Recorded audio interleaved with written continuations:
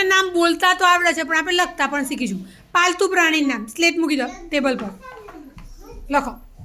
એક જ નામ લખજો હે બેટા. હા શું લખ્યું ભાઈ? ચલો લખો બેટા. લખો.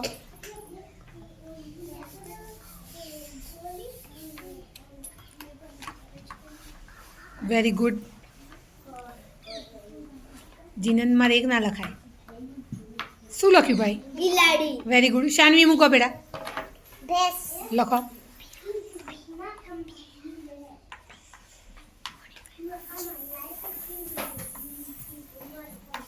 હા પેલા તો બેસ લખ્યું હતું. બેસ. ઊંટ. ટ સરખો પાડો. ટ સરખો પાડો. તો આ તો ઉડ થયું.